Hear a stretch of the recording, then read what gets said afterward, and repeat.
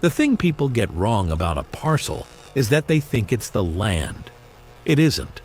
A parcel is a promise the county makes to itself. A number, a polygon, an owner of record, an assessed value, a set of coordinates that close a shape. The land is just what the promise is draped over. I spent 11 years as a field tech for the county GIS and assessor's office before I understood that distinction in a way that I can't put back in the drawer. And I'm telling you all of this in the order I learned it, because the order is the only part of it that still makes sense to me. My job was unglamorous, and I liked it that way. When a property changed hands, when somebody filed for a permit, when a road got rebuilt, or a creek moved, or a fence dispute went to the county, somebody had to go out and physically reconcile what the database said against what the ground showed.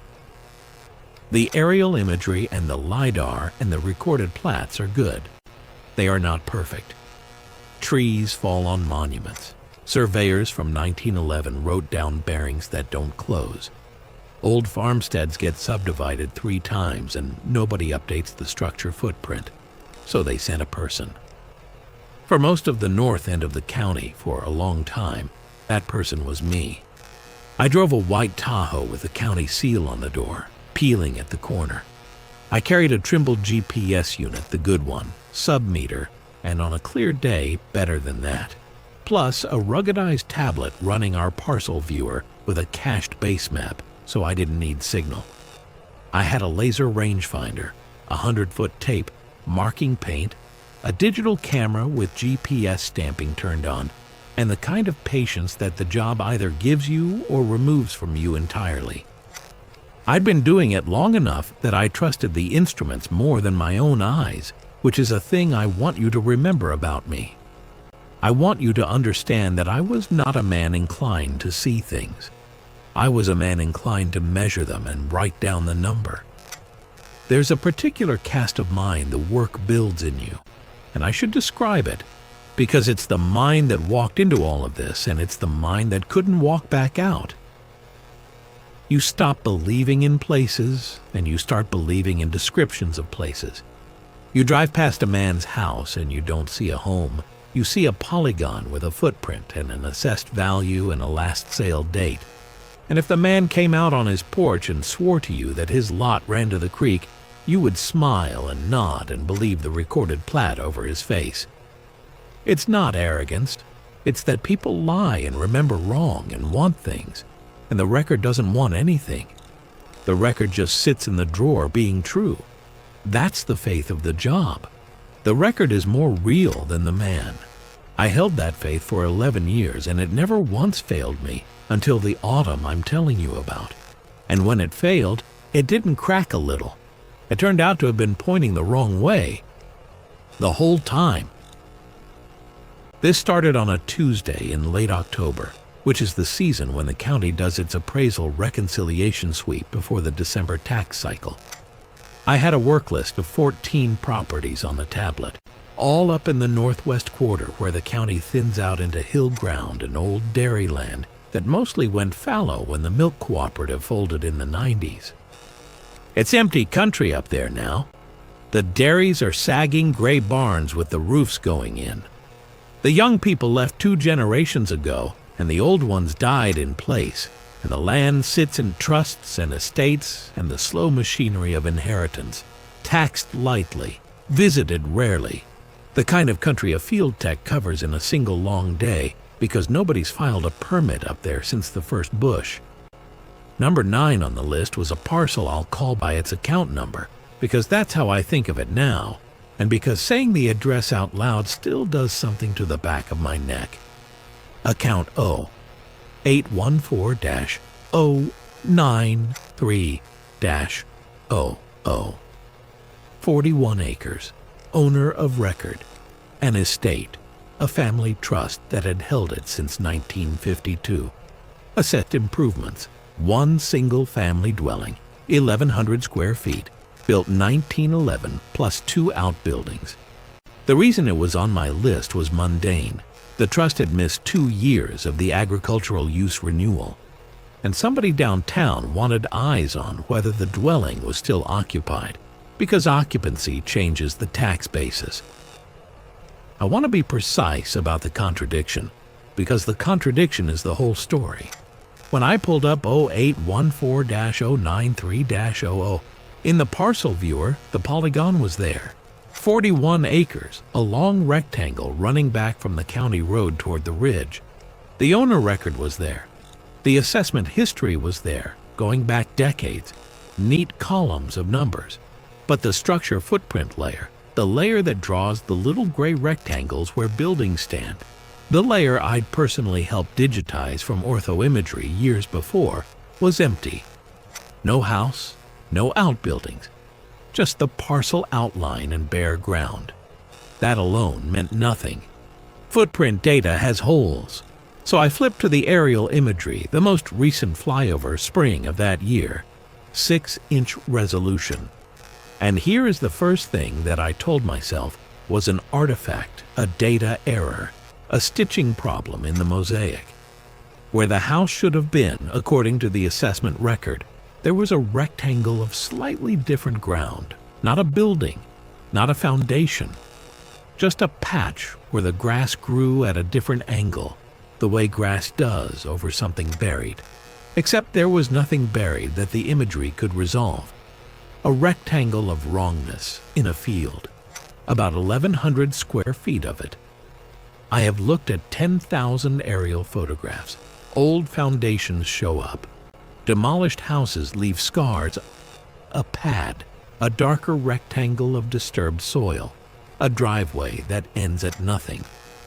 This was not a scar. A scar is where something was. This looked like the photograph of a place that was deciding whether to have a house or not, and had landed that spring morning on not. I flipped back and forth between the imagery years to see if it had ever been different. We keep flyovers going back to the late 90s, and the assessor's office has a folder of scanned aerial prints from earlier, the old ones from the 50s and 60s, taken from a plane with a film camera, black and white, the contrast blown out in the highlights. And I'll tell you what I found, because it was the first thing that made my hands slow down on the keyboard. In every flyover we had, every year, the rectangle was there and the house was not. Bare ground, wrong-angled grass, except in the very oldest scan, a black and white from 1953, the year after the trust was created, there was, for that one frame, a smudge inside the rectangle. A pale rectangular smudge with a darker line that could have been a roof ridge and a smaller, darker square that could have been a chimney's shadow. One frame, 1953, the year after they did whatever they did, and the house is faintly, arguably there, like a thing that hadn't finished going under yet. And every frame after, for 70 years, nothing. I noted it as structure possibly demolished, field verify, which is the most boring sentence in the world, and I drove out there. The county road up there is chip seal that gives out into gravel about 4 miles past the last occupied farm. It was the kind of October afternoon where the light comes in low and yellow and every fence post throws a shadow 10 feet long. The last occupied place before the gravel was a single wide with a satellite dish and a propane tank and 4 dogs that came down to the fence line. There was a man on the porch. I lifted a hand to him out of habit, and he didn't lift one back, just watched the Tahoe go past. And in the mirror I saw him still watching, and I noted, the way you note things, that he was watching the direction I was going more than he was watching me. Like he knew where the road went, like the road only went one place worth watching. The dogs didn't bark either. 4 dogs at a fence and not one of them made a sound. And I remember thinking that was strange and then not thinking about it, the way you do. I found the driveway easily. The GPS put me right on it, and there was a driveway, an honest gravel 2-track running back from a cattle gate. The gate chained and the chain rusted into one mass. The mailbox at the road was gone, but the post was there, a 4x4 silvered with age, leaning. Everything about the approach said, somebody lived here once, a long time ago. There was even a name on the post, or the ghost of one, where galvanized letters had been screwed on and then removed, leaving 6 brighter spots in the weathered wood. 6 little unfaded rectangles spelling out a length of name I didn't count at the time and have counted many times since. 6 letters, H-E-S-S-E-L. I didn't know the name yet. I only saw the shape of where it had been. I parked, climbed the gate, and walked back the 2-track with the Trimble logging a track and the tablet in my hand, showing me a blue dot moving across that empty parcel, 400 yards. The 2-track ran straight toward the rectangle on the screen, the place the house should be, and I will tell you that as I walked I could see ahead of me exactly what the imagery had shown. A clearing, a flat spot where the field leveled out, and in that flat spot, nothing. Grass, a lilac, enormous and ancient, the kind people plant by a front door, gone leggy and wild. 2 depressions in the ground that might have been a cellar and might have been nothing. The stub of a hand pump, cast iron, seized. No house. I want to be fair to that moment because at the time it didn't frighten me. It puzzled me professionally. Houses come down. The trust let it go. Somebody salvaged the lumber. The county record just hadn't caught up. That happens constantly. What didn't fit, and I noticed it standing there with the low sun on the back of my neck, was that there was no debris. A demolished 1911 farmhouse leaves things, foundation stones, a brick chimney pile, because nobody ever hauls the chimney, nails, glass, a century of a family's garbage middens off the back porch. There was a lilac that somebody planted next to a door, and there was a hand pump somebody pumped, and there was a flat place worn into the ground by a building's weight and its drip line and the path of its inhabitants' feet, and there was no building and no remains of one. I walked the flat place slowly. There's a way the ground tells you things if you spend enough years reading it. A drip line is a faint trough where 100 years of roof runoff has compacted and cut the soil in a rectangle a foot or 2 outside the wall line. It was there. A path is where feet have worn the ground lower and harder than the grass around it. There was one running from the flat place toward the seized pump, and another running from the flat place off toward where an outhouse or a barn would have stood. And these paths were not the kind of thing the wind makes or the rain makes. These were the kind of thing made by the same feet walking the same line every day for years. The ground remembered traffic. The ground remembered a building and the lives inside it pressing down and moving across it. And the only thing missing from the entire scene was the building and the lives. It was as if someone had very carefully lifted a house and its people up off the land while leaving behind every mark the house and the people had ever made. And this is the version I didn't let myself think yet. As if the house and the people had been pressed down so flat into the record of the land that only their pressure remained. I did my job. I shot photos, GPS stamped. I laser ranged the flat spot and walked its corners with the Trimble. And I want you to hold on to this number. The flat place measured roughly 38 by 29 feet, 1,102 square feet. The assessment said 1,100. I stood in the footprint of a house that wasn't there, and the ground agreed, to the foot, with a record of a house that the imagery insisted had never existed. The lilac is the thing I keep returning to. You don't plant a lilac in the middle of a field. You plant it by a door, close enough to a window that the smell comes in. The lilac is a decision a person made about where the front of their house would be, and it was still keeping its post 114 years later, faithful as the rest of it, blooming every spring next to a door that the county said had never been built, and the trust said must never be built, and the ground said had been opened and shut by a family's hands 10,000 times. I stood in front of where that door would be in the lee of the lilac, and I had the distinct and unprofessional feeling of standing on a stranger's porch, the sense you get of a threshold. I actually stopped at the edge of the flat place, at the drip line, before I stepped onto it, the way you'd pause before walking into someone's home uninvited. I caught myself doing it. I made myself step over. The grass on the flat place was a different grass, finer, paler, the grass that grows in the protected dry rectangle under a porch and in the shade of walls, except there were no walls and no porch, and there was nothing protecting it from anything. I wrote, "Structure not present, footprint consistent with record, no demolition debris, requesting historical review." And I drove home as the light went purple, and I didn't think about it again until the next morning when I pulled the file to attach my photos and found that I could not. The photos were on the camera. I could see them on the camera's little screen, all 22 of them. The flat spot, the lilac, the pump, the corner points.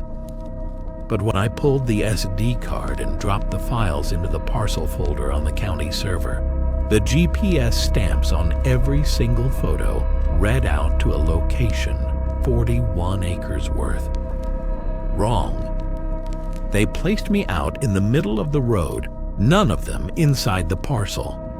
The track log from the Trimble was worse. It showed me parking, climbing the gate, and then the track simply stopped at the gate and resumed at the gate 84 minutes later. The 84 minutes I had spent walking the 2-track and measuring a house that wasn't there were not recorded. The unit hadn't lost signal. The log showed continuous satellite lock, a full constellation the whole time. It had locked position and simply declined to record that I had moved. I want to be technical about this for a moment, because the technicality is where the dread lives for someone like me. A GPS track is a string of points, each one a fixed latitude, longitude, elevation, timestamp, number of satellites, dilution of precision. When you lose signal, you get gaps, and the gaps have a signature. The satellite count drops, the DOP climbs, the unit warns you. When the unit is working, every fix is a little assertion. I was here at this instant, and I am sure of it within this many meters. My track that day had no gap in the signature. The fixes were continuous, one every second, 84 minutes of them, full satellite count, excellent DOP, the unit confident as it ever was.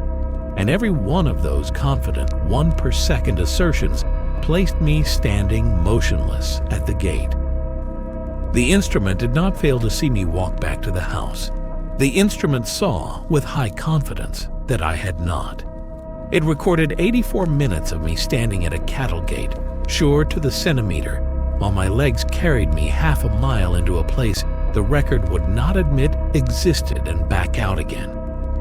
I have to tell you what a thing like that does to a person in my line of work, because it is not the same as what it would do to you.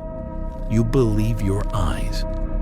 I believe my instruments, and when two instruments that have no reason to agree with each other against the thing I remember doing with my own legs, the floor of the world tilts a few degrees and never quite comes back level. I sat in the office with the track log open and my hands flat on the desk, and I did the thing you do. I looked for the boring answer, the multipath error, the firmware bug, the corrupted write, and there wasn't one. The track was clean. The track was perfect. The track was a perfect record of me not having gone where I had gone. And the photos agreed. 22 photographs of a place that swore on their metadata they'd been taken somewhere else. I told my supervisor a clean version. I said the GPS had glitched, which happens, and I'd reshoot. She looked at the empty footprint and the empty imagery and said the thing that I now understand was the first crack in the wall, the first sign that this was bigger and older than me. She said, "Oh, the trust property. Don't worry about that one. Just close it as field verified and move on. We don't reconcile that one." I asked her why. I asked it lightly. the way you ask the second question of a thing you think is a quirk and not a wound. And she said in the tone of someone reciting a thing she'd been told and had never questioned, because it always comes back open. And then she said something else, and she said it the way you'd say a thing you'd been told as a joke that you'd stopped finding funny without ever knowing why. She said, "Marv used to do that one. He'd just close it every cycle without going out. Said the worst mistake you could make was to actually fix it." I asked who Marv was. She said he'd had the root before the man before me, that he'd retired, that nobody'd heard from him, and that he'd left a note in the file. I asked what the note said. She'd already turned back to her screen. She said, "It says don't reconcile. You'll see it. Just leave it." I should have left it. I want that on the record. Since the record is the only thing in this story that ever told the truth, even when it lied. But I'd had a glitch, a $30 SD card and an instrument I'd trusted for 11 years, both lying to me in the same direction, and a glitch is a problem. And a problem is a thing you isolate and reproduce and resolve. That's how I told it to myself. I wasn't going back out there because of the house. I was going back because my equipment had returned bad data and a professional confirms his data. So 3 days later, on a gray Friday with no shadows in it at all, I drove the chip seal back up past the single wide. The man was on the porch again. This time, when I came around the bend, he stood up. Not to wave. He stood up the way you stand up when something you've been waiting for finally happens. And he came down off the porch and walked to the fence line, slow, an old man in a barn coat. And the 4 dogs came with him and stood at the wire in their silent row. And as I passed, he didn't watch the Tahoe, he watched my face. He found my face in the window and held it the whole way past, and his mouth moved. He said something I couldn't hear through the glass in the engine, one short thing, 2 or 3 words, and I told myself it didn't matter, and I drove onto the gate, and I've spent a great deal of time since then reconstructing the shape of his mouth. And I think I'm not certain, but I think what the old man said, watching a county truck go up to the Hessel place for the second time in a week, was, "That's 2? That's 2. A tally." He'd been counting my visits the way you'd count something you knew added up to a total, the way you'd count a thing approaching a threshold. And I understand now that he was the last person alive who actually knew. The kind of old man who'd grown up at the end of that road and been told the one thing the records were built to enforce.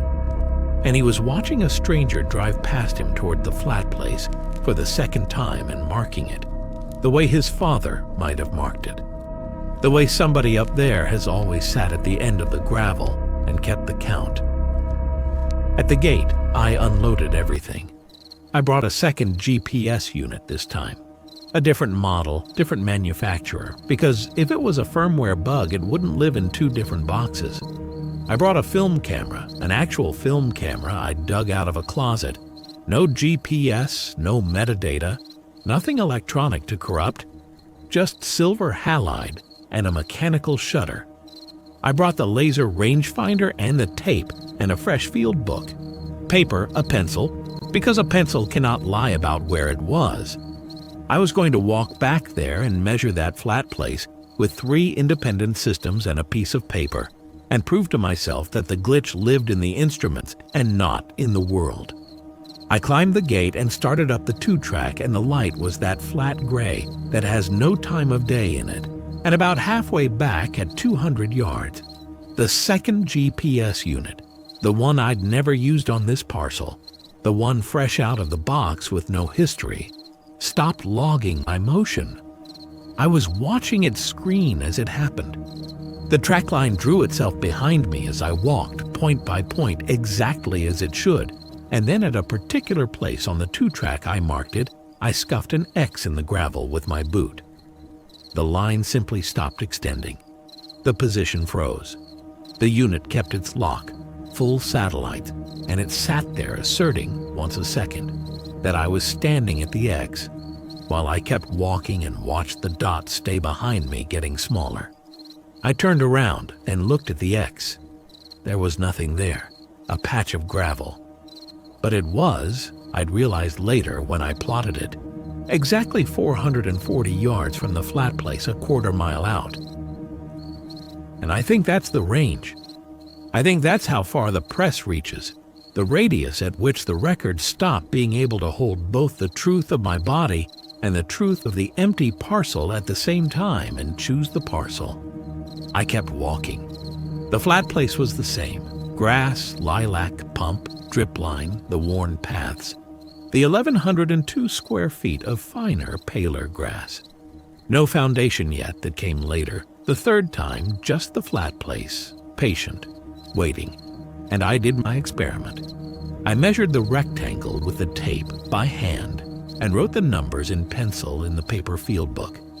38 feet 2 inches by 29 feet even. I shot a full roll of film, mechanical, no electronics. I logged corner points on both GPS units, knowing they were lying, wanting the lie on the record next to the truth. And then I stood in the middle of the flat place, on the finer grass, and I did something I'd never done on a job, something outside any procedure, which is that I spoke. I felt like a fool. I said out loud to an empty field, "Anybody home?" The way you do, the way you announce yourself at a property, and the lilac, which had been still, moved. Just the one bush. There was no wind. The gray air was dead still. The grass around my boots didn't stir, and the lilac by the door shivered all over, the way a bush shivers when someone brushes past it coming out the front door in a hurry. One shiver, and then still again, as if my voice had been heard inside and someone had started for the door and then thought better of it. I left. I walked out fast, not running, telling myself I wasn't running. And at the X on the 2-track, the second GPS unit, the fresh one, quietly resumed logging my motion as if nothing had happened, and stitched my new track onto the frozen point, as though I'd stood at that X for 19 minutes and then simply continued. And there it was again. The perfect, confident lie in a brand new box. 2 instruments now. The film, when I had it developed at a drugstore by a kid who didn't care, came back 19 frames of an empty field. The flat place, the lilac, the pump, all there, all real on chemical film that has no idea what a GPS coordinate is. And the pencil numbers in the paper field book matched the assessment to within inches. So now I had it both ways, fixed in 2 media that could not be corrupted. The place was real, the house's footprint was real, the measurements were real, and every electronic system the county owned was lying to bury it. The glitch was not in my equipment. The glitch was the equipment doing exactly what it was built, somehow, somewhere, by someone to do. The instruments weren't broken. They were obedient. They'd been obedient for 70 years. I should have stopped there. I had reproduced the anomaly, which was the stated reason for the trip, and a sane man closes the ticket.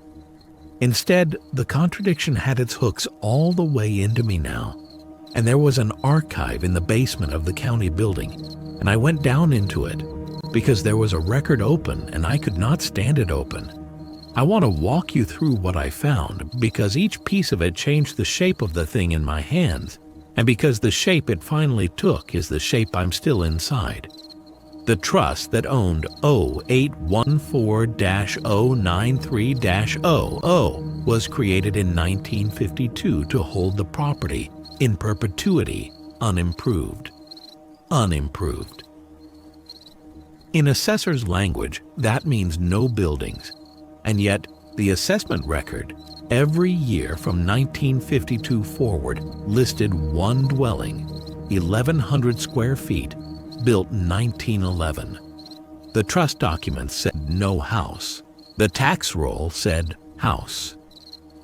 Both had been maintained side by the county for over 70 years, and nobody had ever flagged the contradiction because the two records lived in two different systems that never talked to each other until somebody like me went and stood in the field between them. I want you to understand how deliberate that separation was, because at first I read it as the ordinary stupidity of bureaucracy, two databases that don't sync, the kind of thing I spent my career patching. But the more I looked, the less it looked like an accident. The trust was filed with the recorder's office. The assessment lived with the assessor. The footprint lived in GIS. The permit history lived in building and safety. 4 offices, 4 systems, 4 custodians, and the contradiction was distributed across all 4 so that no single person in any single office ever held 2 pieces of it at once. The only place the pieces met was in the hands of a field tech doing a reconciliation sweep, the one job in the entire county whose whole purpose is to carry a piece of paper from one office out to the ground and back. The contradiction wasn't hidden from everyone. It was hidden from everyone except the exact person whose job was to resolve it. And that person had been handed, for 70 years, a margin note telling him not to. The trap wasn't that the truth was buried. The trap was that the truth was reconcilable, and that reconciling it was the worst thing you could do, and that the only safeguard was a single sticky note's worth of inherited fear. Going back further is where the floor really went. The 1911 build date traced to a structural permit, handwritten, scanned, in the old archive. A dwelling permit issued to a family, I'll call them the Hessels, because they're long past being able to mind, and because I'd already seen their name in 6 unfaded rectangles on a leaning post in March of 1911. A modest house, 1,100 square feet, frame construction, a stone foundation and cellar, 2 outbuildings to follow. The permit was approved and stamped, and the fee was 60 cents. And stapled behind it in the same archive folder was a second document that should not have been in the same folder, a demolition and lot clearance order for the same parcel, dated November of 1911. 8 months later, same year. The house was permitted in March and ordered cleared in November of the same year, and the clearance order gave a reason, in the cramped hand of a county clerk who'd been dead for 90 years. Dwelling to be removed, foundations to be left undisturbed per family request. Lot to remain unimproved in perpetuity. Foundations to be left undisturbed. Lot to remain unimproved in perpetuity. The exact language the trust would use 41 years later in 1952. As if the 1952 trust were not creating a new instruction, but renewing an old one that needed renewing. There was a third paper in that folder, and it was the one that made me close it and sit very still for a while. It was a letter, not a form, handwritten, no letterhead, addressed to the county clerk and signed by a name I'd later find on the trust as its first administrator. It was dated 1952, and it was short, and it said, "I'm giving it to you close to verbatim, because I read it enough times to keep it. We are renewing the arrangement of 1911 per the original understanding. The lot is to stay as it is. The dwelling is to remain on the rolls and absent from the ground. Should the two ever be made to agree, by error or by zeal, the house will stand and the family will be at home in it, and we have buried too many of them already to do that twice. Tell your successors only what they need.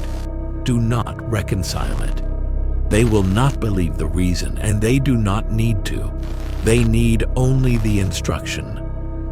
41 years between 1911 and 1952. The span of a working life. Somebody who'd been young in 1911 was old in 1952, and wrote that letter to make sure the thing they understood didn't die with them. And they were right that we wouldn't believe the reason, and they were right that we'd be given only the instruction, and they could not have anticipated a man who'd take the instruction as a problem to be solved. I went looking for the Hessels. This is the part where I should have stopped, and the part where, if you're listening to this, and you ever find yourself standing in a flat place in a field with a lilac somebody planted by a door, I want you to stop, because I didn't. There were two ways into the family, the cemetery and the census. The county maintains burial records, and I had access. The Hessel plot was in a country cemetery 6 miles from the parcel, and it held, by the records, 2 adults and 4 children, all buried in the late autumn and winter of 1911.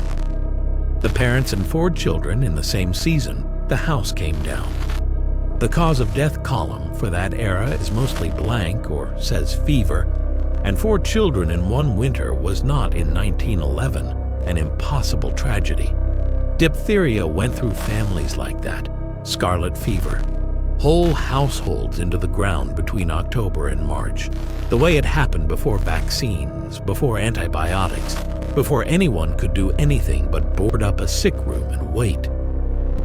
The burial dates were clustered.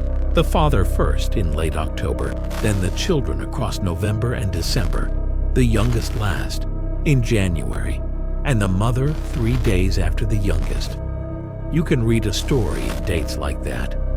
The man falls sick and dies, and then it goes through the children one by one while the mother nurses them and buries them. And then the last child goes, and then she goes 3 days behind of grief or of the same fever, or of having nothing left to stay alive for. It is the saddest ordinary thing in the world.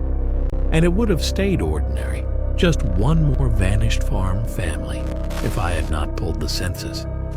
I went to the census because I wanted to know who they'd been before the dying, where they came from, how long they'd held the land. The 1910 census, taken the year before the house was built, listed the Hessel household at a different address entirely, down in the valley. The father a tenant on someone else's dairy, the mother keeping house, the 4 children young, the youngest an infant. A tenant family scraping towards something. The permit in 1911 was the something their own house, on their own 41 acres up in the hill ground. You can feel the arc of a life in those 2 documents, the tenant in 1910 and the landowner with a building permit in 1911. A man finally getting out from under another man's roof. And then the same year, all of them in the ground. The 1920 census 10 years later listed the Hessel household, the parents and 4 children, by name, by age, advanced exactly 10 years living at 08814-093-0. The house that was permitted in 1911 and ordered demolished in 1911. The family that was buried, all 6 of them, in the winter of 1911. They were enumerated as living at that address in 1920, and in 1930, and in 1940. A census taker walked up that 2-track every 10 years for 3 decades, knocked on a door, and wrote down the names and ages of a family that the county's own burial records said had been in the ground since the Taft administration, in a house the county's own demolition order said had been removed. The ages advanced correctly. That's what I keep coming back to. If it were a clerical error, a copied forward entry, the ages would be frozen. They weren't.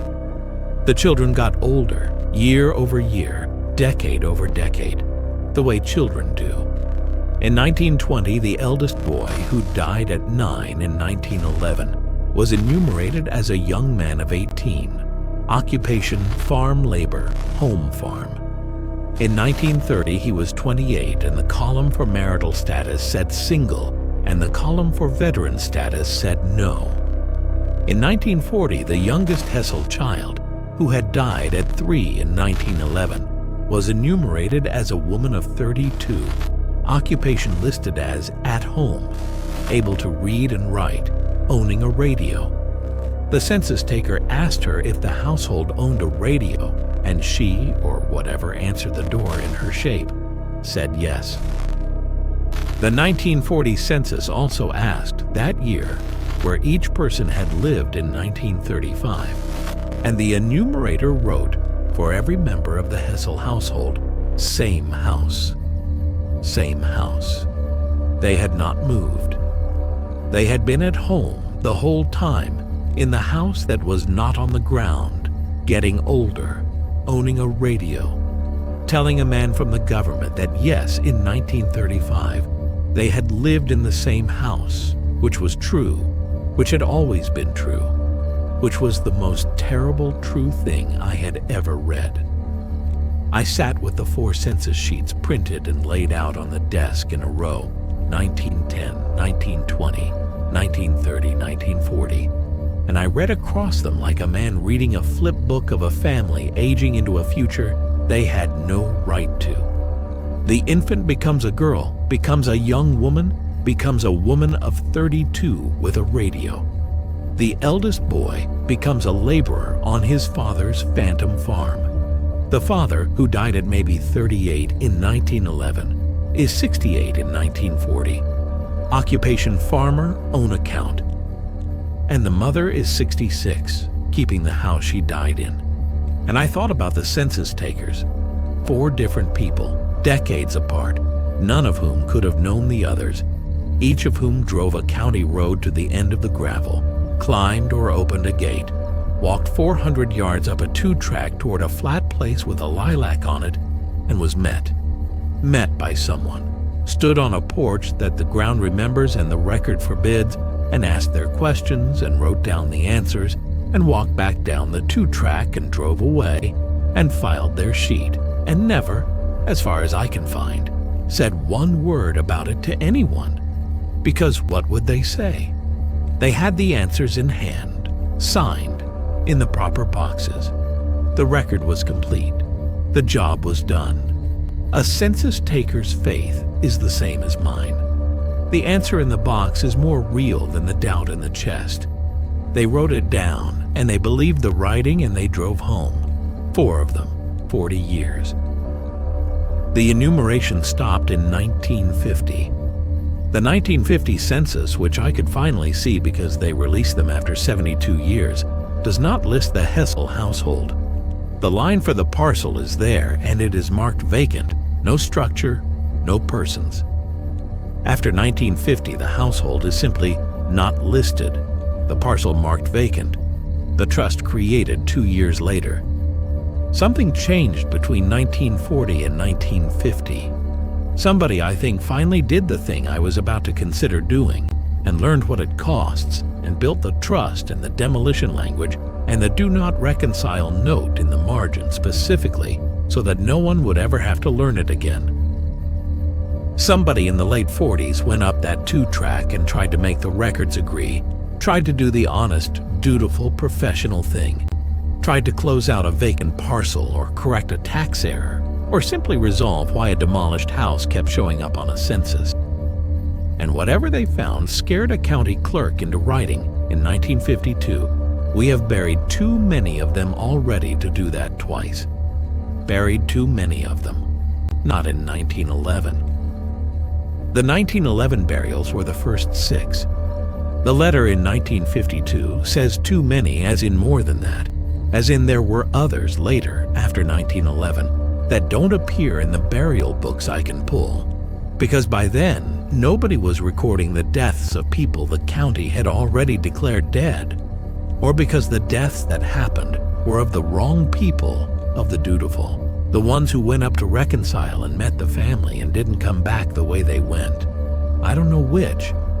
I know that the county stopped enumerating the household in 1950, and that 2 years later, somebody who had buried too many of them put a hand on the records and pressed and held the press for 70 years, and the press was the trust and the demolition order and the 4 separated systems and the margin note, and I, in 11 days, undid all of it, because I should have left it as field verified. My supervisor told me to. The note in the margin, 70 years deep, told me to. Marv, whoever Marv was, had told me from across a retirement and a silence. The old man at the fence had counted me twice and known what the count meant. Instead, I went back out there a third time, at dusk on a Thursday in early November, because I am a man who reconciles records, and there was a record open, and I could not stand it open. I told myself I was going to verify the foundation question. That's the lie I drove out there on. The clearance order said the foundations were to be left undisturbed, and the footprint layer was empty, and the imagery showed nothing. And I told myself that a responsible reconciliation required me to confirm whether there were foundations in the ground or not, because that's a structure, that's accessible, that's a thing the record should reflect. I had a clipboard reason. I always have a clipboard reason. The clipboard reason is how a careful man walks into the thing the careful men before him spent 70 years walling off. The light was the same low yellow going purple. I passed the single wide, and this time the porch was empty and the door of the trailer stood open on darkness, and there were no dogs at the fence at all. And the absence of the old man and his silent dogs was worse than their watching had been, because it felt like the count was finished, like there was no longer any reason to sit and watch a road, when the thing at the end of it had already been decided. The chain on the gate was the same rusted mass. The two-track ran back the same 400 yards to the same flat place, and I walked it with the Trimble logging, daring it this time to forget me. And at the X I'd scuffed in the gravel, the unit kept right on logging my motion, drawing the line behind me without a hitch. And that was the first wrong thing, that the press had stopped pressing, that the records had stopped lying to bury me, because the burial was over and now they wanted me on the record, every step witnessed. The lilac was there, the hand pump was there, and on the flat place, in the failing light, the grass grew at that wrong angle in a rectangle 38 by 29 feet, and standing inside that rectangle, where I had measured nothing twice before, were the foundations. Cut stone, mortared, a perfect rectangle of low wall maybe 2 feet high, with a gap where a doorway had been, and a black squared mouth where a cellar stair went down into the dark. They had not been there. I had walked those corners with 2 units and a tape and a film camera and measured grass. Now there was stone, old stone, lichened stone. Stone that had clearly stood for 100 years, and the Trimble, when I checked it, was logging my track in a clean, continuous line, recording every step, behaving perfectly, as if to make sure that this time there would be a record. I want to be honest about how I responded, because it's not how you'd think. I didn't run, not yet. I did my job. That's the horror of it that I can't get out from under, that confronted with cut stone that had not existed an hour before. My hands went to the rangefinder and the tape, and I measured. I measured the foundation. 38 by 29, I noted the construction, coursed field stone with lime mortar, consistent with a 1911 build. I noted the cellar access, stone steps descending, and I noted the wrongness of those steps, which is that they were not worn the way 100-year-old steps are worn. They were sharp-edged, new cut. The foundation was 100 years old, and the steps down into it had been cut yesterday, or were being cut continuously, freshening as the house came up, and I stood there making notes on a clipboard about masonry while the daylight drained out of the field, because the record had been open and now it was closing itself, and I, God help me, was reaching for the same pen. The foundations had come up to meet me. That's the only way I can say it. The first 2 times, when I'd measured grass and gone home and reconciled nothing, the house had stayed down. This time I'd come back with the intent to resolve it, with the archive in my head, with the names of the children, and the house had read that intent off me, the way the grass reads the angle of what's buried, and it had begun to rise. The clearance order said foundations to be left undisturbed. The trust said unimproved. The assessment said one dwelling. The imagery said bare ground. And all of it was true at once, because the house was not gone and it was not present. It was held down, the way you'd weight a tarp over something you didn't want the wind to take.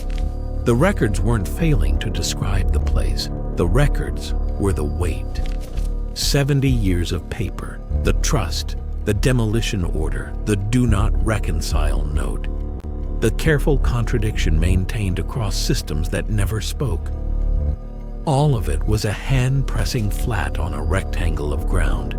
And the deal was that nobody ever went and stood in the middle of it and asked the ground to make up its mind. I had asked 3 times, and the 3rd time, the foundation had come up to meet me, the way the grass comes up at a wrong angle, the way a thing held underwater rises the instant you stop pressing. I stood at the top of the cellar stair as the last of the light went out of the sky, and from down in that squared black mouth, where there was no house, where the imagery showed bare field and the trust showed unimproved, and the assessment showed 1,102 square feet that I had measured to the foot, I heard a screen door. The specific double sound of an old wood-framed screen door, the spring stretching, the soft clap of the frame against the jamb. There is no door up there. There is a doorway, a gap in 2 feet of stone. I heard it open and clap shut from below me, from inside, and then I heard, coming up the cellar stair toward the gap in the foundation where I stood, the sound of a child's feet on wooden steps that do not exist, climbing toward the doorway, toward the evening, toward the open record and the man standing in it. And I heard the others. That's the part I'd leave out if I were trying to keep my composure, but I'm past keeping it. Not just the child. Behind the child's feet, deeper down, I heard a house. The whole weight and noise of a lived-in house at evening, layered up out of the cellar mouth like heat.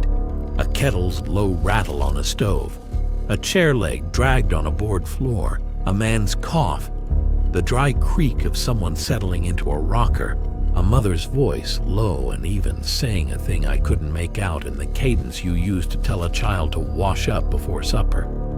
The sound of a family at the end of a day, drifting up out of 2 feet of stone and a hole in the ground, and over all of it the child's feet climbing, and a young woman's voice, the voice of someone 32 years old who died at 3, called up the dark stairs the way you call to someone you've been expecting, and asked me if I was the one come to fix the listing. The one come to fix the listing. Not who are you, not what do you want. They knew what I was. They'd been waiting on me the way they'd waited on the census takers. The way they'd been ready every 10 years for the man from the county to come up the 2-track and stand at the door and ask his questions and write down their answers and make them for another decade official. Except the census takers only ever wrote them down. I had come to reconcile them. I was the one with the authority to make the 2 records agree. I was the one who could fix the listing. And she could feel it on me, the intent, the open file, the pen. I ran. I'm not ashamed of it, and I'm not proud of it. I ran the 400 yards back to the gate, and the track log recorded every stride, faithful as a dog, eager, you could almost say, to prove that this time I'd been there. The single wide was dark and open and empty as I drove out. And I have wondered since whether the old man finished his count and simply went inside for the last time. His watch ended, his post no longer needed. The way a man steps down when the thing he was guarding against has finally come to pass. I drove home with my hands wrong on the wheel, and the next morning I did the only thing I understood how to do, which was the wrong thing, which was the thing that the 70 years of careful paper had been built to prevent. I closed the record properly. I'm a reconciler. There was a contradiction in the county's data, a dwelling on the tax roll that wasn't in the footprint layer or the imagery. And I had been out and field verified 3 times. and I had now physically measured a stone foundation consistent with the 1911 build, with 2 GPS units and a tape and a film camera and a pencil all agreeing. And so I did my job correctly for the first time in this whole affair. I updated the structure footprint. I drew the rectangle, 38 by 29 feet, 1,102 square feet, snapped to the foundation corners I had measured with my own hands the night before. I set the structure status to present, verified. I attached my photos, which this time, when I uploaded them, carried GPS stamps that placed them exactly, perfectly, inside the parcel, on the flat place, at the door, the metadata cooperating now, eager the way the track log had been eager. Every system that had hidden me before now rushing to confirm that I had been there and seen the house and signed for it. I closed account 0814-093-00 as reconciled. The tax roll and the footprint and the field condition, finally, after 114 years, in agreement. I made the records say there was a house. I understand now that the contradiction was the weight. 2 systems disagreeing, held apart, never reconciled, that was the pressure. The tarp pinned at opposite corners so the thing under it could never sit up. The 1952 trust didn't preserve the property. It preserved the disagreement. The do not reconcile note wasn't laziness. It was the most important instruction the county ever wrote down, and it was written in a margin where it would be mistaken for laziness by people who understood that the only safe place to hide the truth is inside a thing too boring to read. Marv understood it.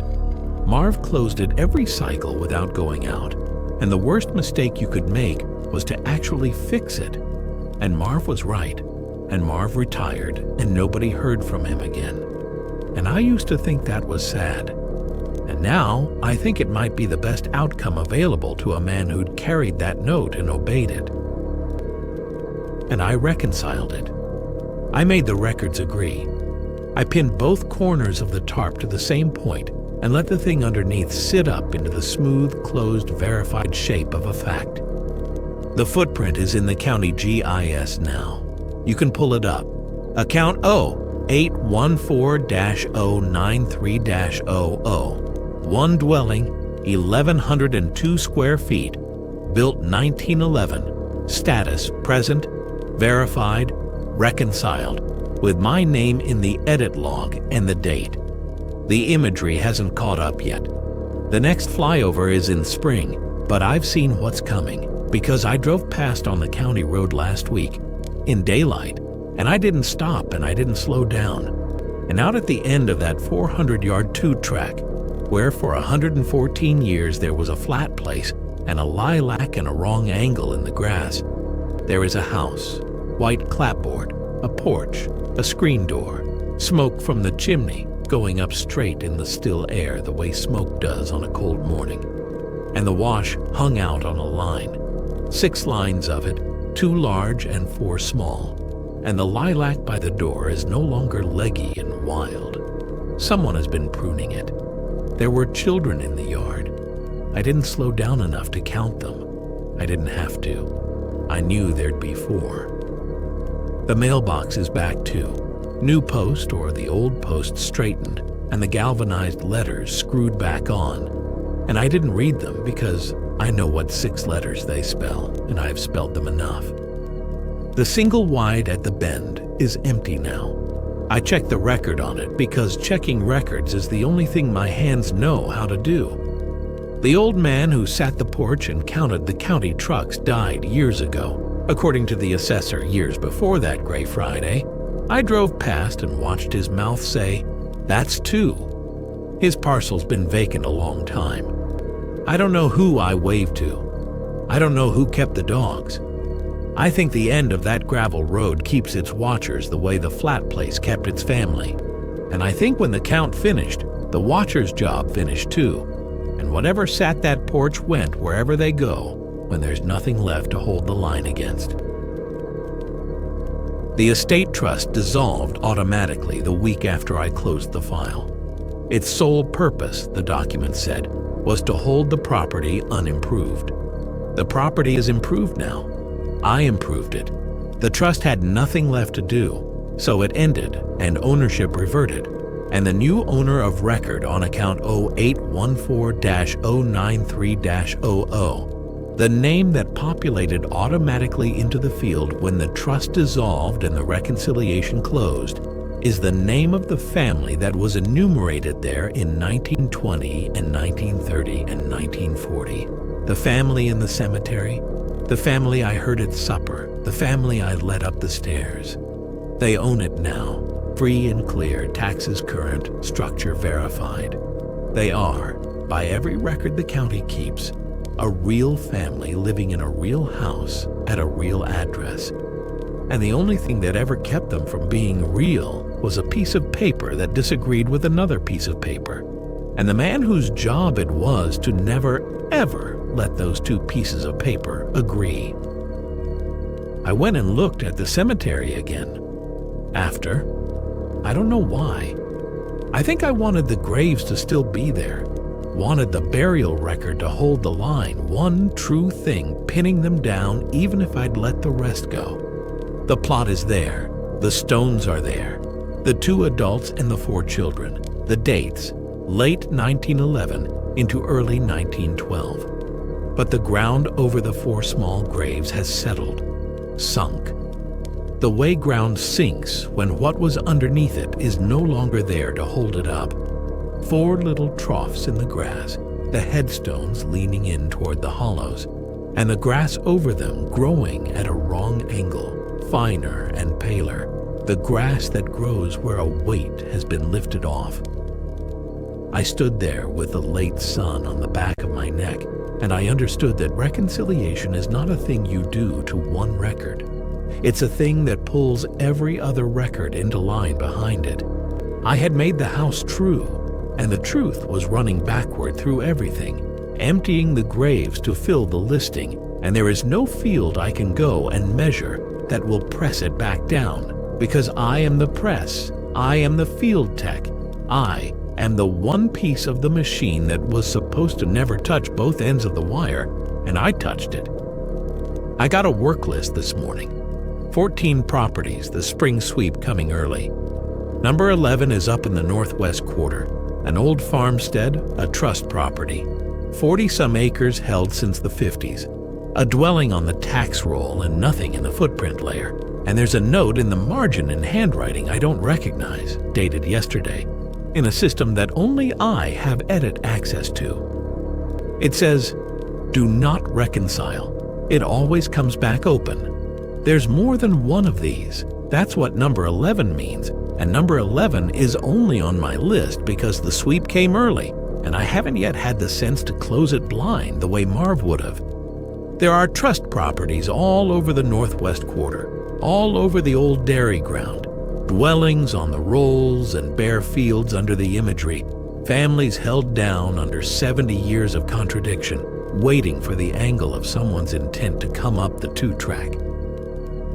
The county isn't a county, the county is a hand, pressing on 100 tarps, and the pressing is done in margin notes and separated databases, and the small inherited fear of people who don't know why they're afraid.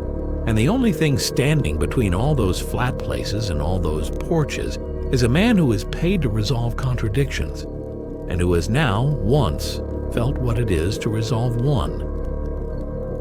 I've been sitting here for an hour with the parcel viewer up, looking at the polygon for number 11, and I haven't decided yet whether the note is a warning somebody left for me, or instructions I left for myself and don't remember leaving, or whether, and this is the thought I can't get out from under, there is no difference anymore between the man who keeps the records and the thing the records keep, because here is the last piece, the one I noticed 20 minutes ago and have been staring at since. I pulled my own record, out of professional habit, the way you'd check your own work. The county keeps an employee file, an address of record, a parcel where each of us lives. and I pulled mine to make sure my head was still on straight, to find one ordinary true thing about myself in a system I trust more than my own memory.